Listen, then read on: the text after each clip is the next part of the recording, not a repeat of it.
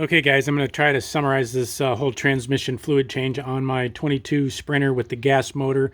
It's considered a Sprinter model 907, transmission model number 725, which is the 9G automatic in the gas motor.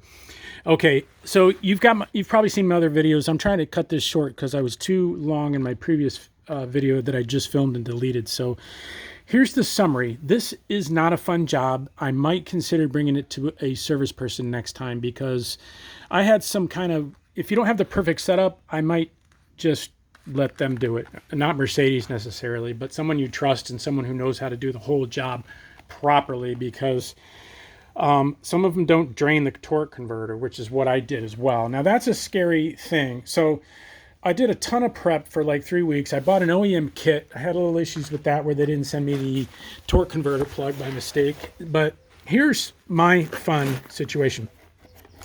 Okay, pan came down fine. You guys know how to do that. You put your stalks in, they snap in, they can only go in one way.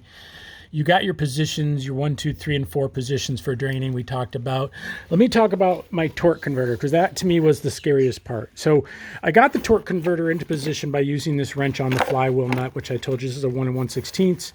I don't want to repeat too many things, but here's my original OEM torque converter plug. It is a 4mm Allen in this case. So when I got it in position, it was lined up in the hole perfectly. You pull the rubber plug, you line it up in the hole with turning the motor clockwise, and for some reason it was still cocked. Like when I stuck my 4mm Allen in there, the wrench was offset. So it's weird in that, at least in my situation, the thing's not square. I don't know if it's like a beveled edge inside that torque converter or something like that, or a beveled level. You know what I mean? Not uneven surface. So just be aware that you got to get it square in there, because my biggest fear was stripping that, dropping it in the hole, getting the wrench stuck in there, the tip stuck in there, whatever. So I got that out, and that, like I said, it's tight in there. Your head's right against there. It's about to drip in your face, that type of thing. So you get it out. It doesn't necessarily drip quickly right away, even though I heated up the transmission a little bit. I didn't heat it up crazy. I just let it run for like maybe 5 or 10 minutes. And you got to kind of break the surface tension, because all that liquid in there was sticking and it wasn't coming out. And I broke the surface tension with a zip tie, and because I needed about a 10-inch extension to get up there, so I needed a longer zip tie to break that surface tension. Now I did something a little goofy just to experiment with. I don't know if it was worth it or not. I cut this cup down. It's an old salsa cup, and you see the hole in the bottom. I slid the wrench right through the hole because I was trying to catch that oil in the torque converter, hoping it wouldn't like fall all over the beams and just like distribute itself everywhere and make a mess. So this kind of worked, but I don't think you need to do it. If you line the hole up, you know, again, it's a little weird the way it lines up if you're on level ground. Again, my situation wasn't perfect. I have an inclined driveway, so I had to do it in the yard. The yard wasn't even. I was trying to figure out levelness. It was kind of a nightmare. So hopefully you have a level driveway. Otherwise, this job's a lot more spooky and less fun playing around in the grass. So uneven grass. So anyway, got the torque converter plug out, and that was a big deal for me. And then it drained. I had to drain this thing for like 20, 30 minutes because it took forever. Finally, it started really coming out. And I don't know how much came out of the torque converter, but quite a bit, because a lot of people are reporting they only get 4 to 5 out of the transmission. And then I got close to a little over 8 quarts. And I'll show you that in a second. So anyway, I used this pan that I calibrated in liters, and that was a big help in that it gave me a real reference as to where I was, because you don't want to get lost on what you took out and what you're putting in. So you can see it's almost at the bottom of the 8 mark, and I marked the bottom of that line to be 8 liters. So, and here's the tricky part. You have to make sure everything's level. There's a lot of, any bit of movement or unevenness will just make that read differently, as you know. So I had to make sure the floor was level, the calibration floor was level. So, you know, it's a little bit spooky in that nothing was really level in my world here perfectly. So, all right, so what my job became even funner, the classic mechanic's nightmare, was everything's going great. I put the new pan in and it's fitting up, and I'm finger tightening everything down so it's distributed right. And then I get my little torque wrench out, and I'm afraid of these bolts, so I set it to less than 4 Newton meters, because that's what the required torque is. So I put it at around 3.5. And lo and behold, everything's going great. And I'm being super cautious. I'm doing a bolt pattern back and forth, crisscross, like the map says, or the sheet says, and there's what I get. popped the head right off, and I'm like, that'll make my day. And I'm like, great. So this stuff is made out of junk. I don't know what these are. They probably aren't even aluminum. I guess they're titanium or something, but they look like powdered. They're as strong as uncooked pasta. I've never had a bolt break that easily. I wasn't even at 3.5 pounds of torque according to this wrench. Now maybe the wrench is junk. I don't know. It had good reviews, and I bought a little 1/4-inch drive because I wanted something delicate for mountain bikes and stuff like that.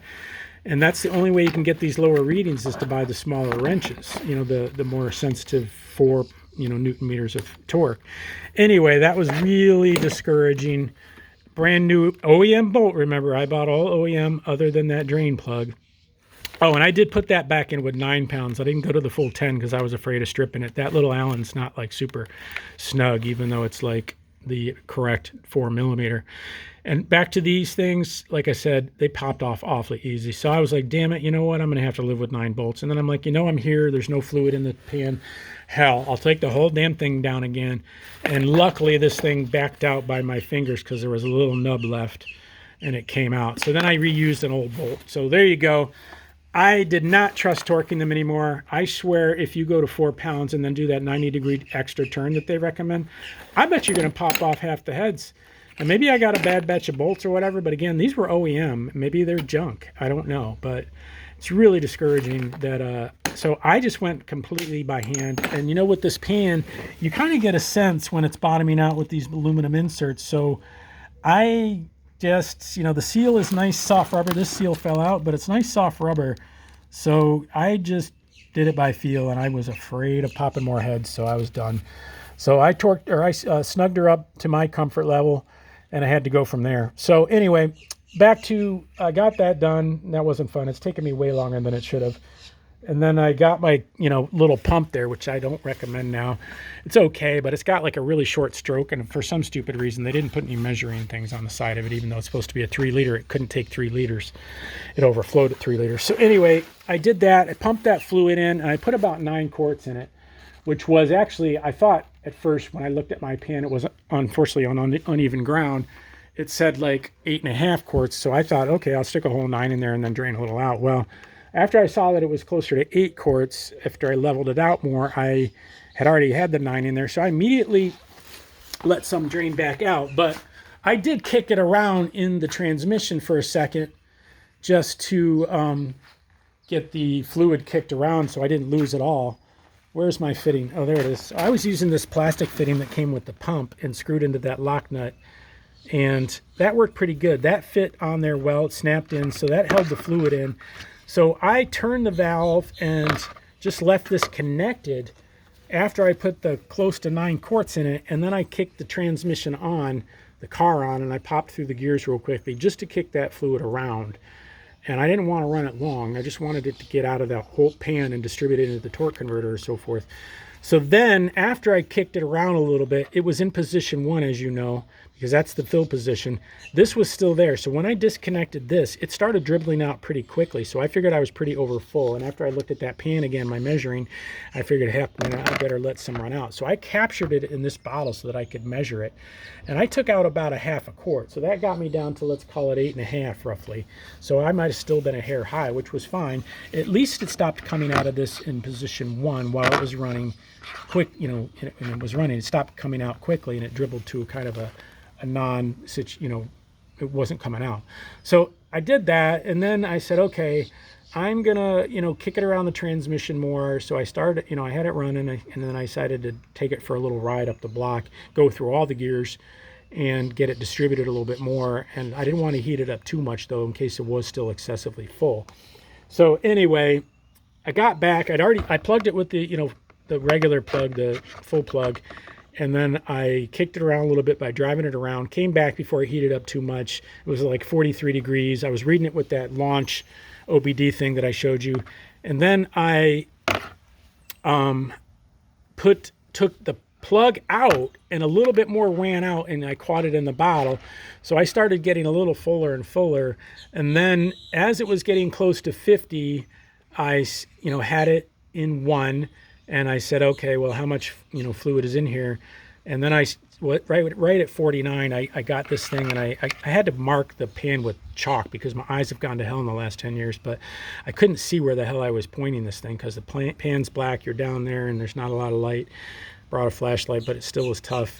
And so anyway, I marked it with chalk, and then I got this, right at position 3, and I got it to a fine stream, and I felt like I let enough run out that I got close to 8 quarts again, because it's almost a full quart that I took out now.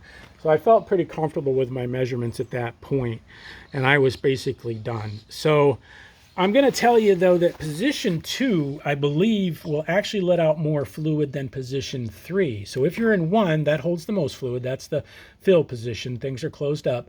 Then you go to position 3. That's your measuring position. But actually position 2 will actually let a little more fluid run out. So you don't want to, you want to bypass 2, I think, kind of quickly to get to your measuring number 3 position, and then just let that fine stream. Now mine wasn't necessarily on perfect level ground, so I'm not 100% secure in everything.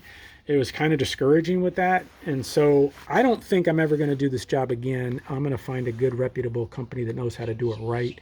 Not the dealer. I haven't had the best luck with them. I won't mention who they are in Fort Myers, but you might guess. So anyway, I got, what I think is back down to close to 8 quarts. I feel comfortable with that amount of fluid in there. The pan is what it is. I don't trust those torque bolts or those torque settings or that 90-degree turn. I don't know if they would all pop off or not. But, I mean, this job was not fun. I'm not going to recommend it if you do not have the perfect setup and you're not working on level ground and you don't have like a rolly thing to scoot in and out of the van and maybe a good garage. But, man, not a good job. I'm going to have to live with it, like I said, but I hope this helps you guys. I can't think of anything else that was sticky that I forgot to tell you, other than the whole job is ambiguous in terms of all the bogus information, or not bogus, but, the games that Mercedes played with all these goofy settings. All they had to do is stick a dipstick in this stupid pan. I don't care if I had to crawl under there to measure it while it was running with a dipstick, but, man, that would have been nice instead of all this BS. Anyway, I hope that helps you guys. That's as good as I could get for you. Appreciate any likes and subscribes. You'll see my other videos to all the preps and the links to this stuff. You're going to have to babysit that company that did this, that created this kit or mailed me this kit, because they're a little goofy too. But again, hope that helps. There'll be links down below to everything. Talk to you later.